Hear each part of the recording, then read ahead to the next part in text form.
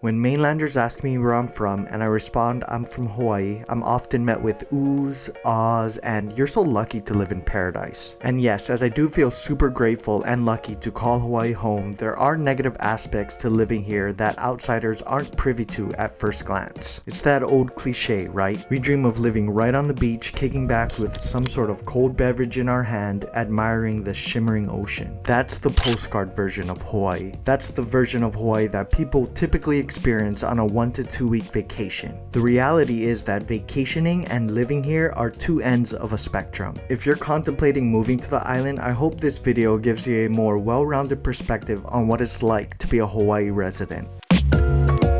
If you plan on moving to Oahu, be prepared to be in your car a lot. You'd think since it's an island, it'd be a breeze to hop from one part of the island to the next. Nope. Honolulu is notorious for having the worst traffic conditions in the United States. According to some transportation analytics, Oahu drivers spend an average of 92 hours in traffic, costing an average of $1,282 per driver. The culprit to the congestion is that most Oahu residents who commute to Honolulu for work live out on the windward and west side of the island, which causes significant traffic in the morning and evening. The state solution to the island's traffic problem was supposed to be a 20-mile elevated rail system that spanned from West Oahu to the heart of Honolulu. Well, that project has been a total shit show from the start. I could do a completely separate video discussing the pitfalls of Honolulu's rail. However, to sum it up, the rail isn't even close to being completed. It has come in billions of dollars over budget due to piss poor planning and politicians who have zero clue how to run a giant infrastructure project. And Hawaii taxpayers are the ones footing the bill. Instead of relying on brain-dead politicians, we should have just picked up the phone and called Elon Musk. Yo, Elon, can you build us one of your hyperloops? Boom, done. It's no secret that Hawaii has some of the highest housing costs in the nation. The median price of a single-family home on Oahu is $795,000 and the median rental price for a one-bedroom apartment in Honolulu is $1,400 per month. There are two contributing factors to Hawaii's housing problem: not enough affordable housing units and low wages. Although the state is in the process of building more and more units in the foreseeable future, it's nowhere near enough to meet the growing demand. The process of building more units takes a long time as there are governmental budgetary constraints as well as a limited amount of inventory of designated land. The other part of the problem is the enormous disparity between wages and the price of rental housing. Bear with me here because I'm about to throw a lot of numbers at you. Approximately 42% of Hawaii residents are renters and the average renter makes $16.68 per hour. To afford a $1,400 per month one-bedroom apartment, said renter would need to earn $28 per hour. To afford a two-bedroom apartment at roughly $2,000 per month, a renter would need to earn $37 per hour, which is a whopping $20 per hour gap.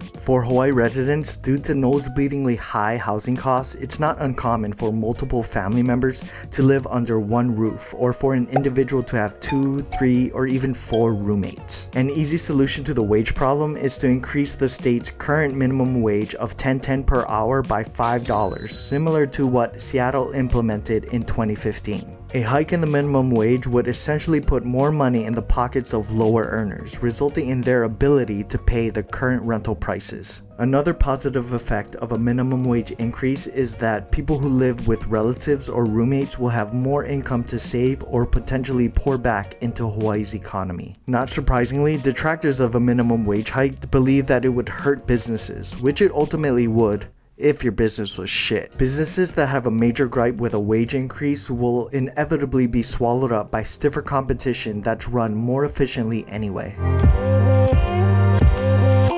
According to a 2019 report, Hawaii is second in homelessness, behind only New York in the entire nation. In the report, 45 out of 10,000 people experienced homelessness in Hawaii and 46 in New York. To put into perspective, the national average is 17 out of 10,000 people. A majority of the homeless reside on Oahu, and about half of the population are unsheltered. So if you plan on moving here, be prepared to see tents and full to the brim shopping carts in parks, sidewalks, and other public areas. With that being said, however, the solution to the homeless problem is much more nuanced than the Honolulu Police Department cracking the whip, or sending them off on an airplane to Timbuktu. Honolulu's growing homeless issue can be attributed attributed to several factors such as gentrification, not enough affordable housing, not enough state-subsidized outreach programs, and a lack of available mental health and drug abuse services. It will take numerous tactics to combat homelessness, which requires way more brain power than a dummy like me talking about it in a YouTube video can possibly handle.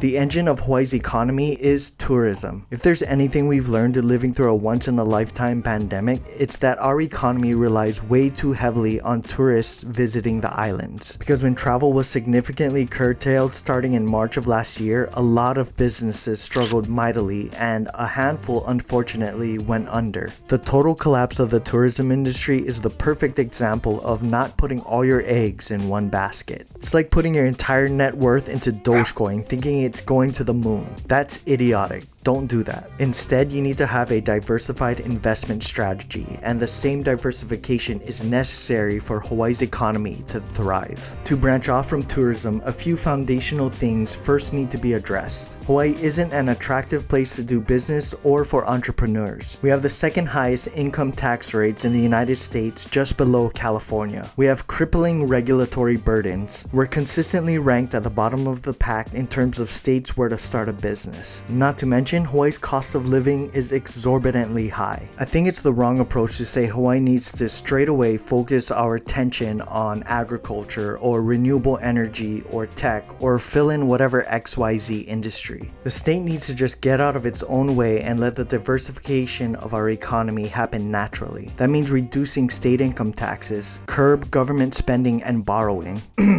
like the stupid rail, incentivize labor mobility, and essentially get rid of the unnecessary red tape to starting a business. Once the foundation is laid and we're seen as a more conducive business environment, we can then turn our attention to specific industries.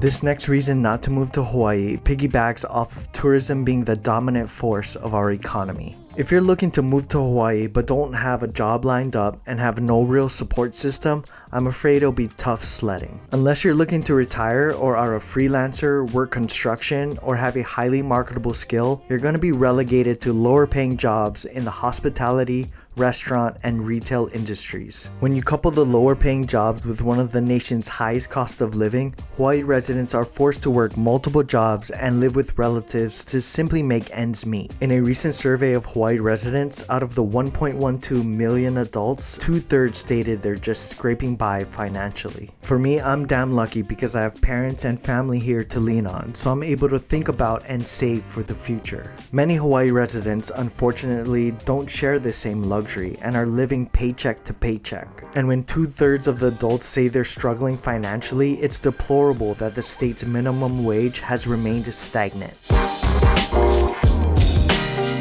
At this point, I feel like I'm beating a dead horse, but newsflash, living in Hawaii is expensive. We've already established that Hawaii has one of the nation's highest housing costs. According to payscale.com, Hawaii residents are also burdened with the highest energy costs in the nation, with our electricity rate at 29.18 cents per kilowatt hour. That's roughly a third more than the next highest on the list, Alaska, at 19.36 cents per kilowatt hour. On top of that, our transportation costs are 35% higher than the national average, and we pay 62% more for groceries. Pockets! So the next time you're at the store shopping for toilet paper, think of us Hawaii people and how much more we have to pay to wipe our asses.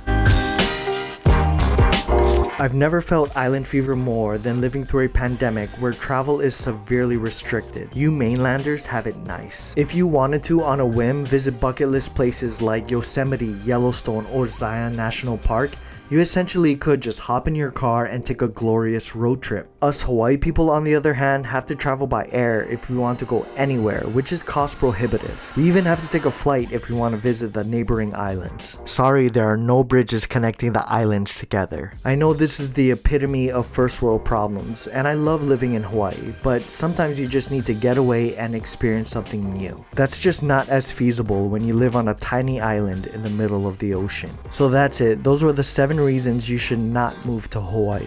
I realize I've been a Debbie Downer encountered throughout this video, but if you plan on moving to the islands, you have to know the realities of what it's actually like to live here. And in spite of its many flaws, I'm extremely lucky to call Hawaii home. There's really no place like it on Earth, and maybe that's the only reason you want and need to move here. 'Cause it's Hawaii.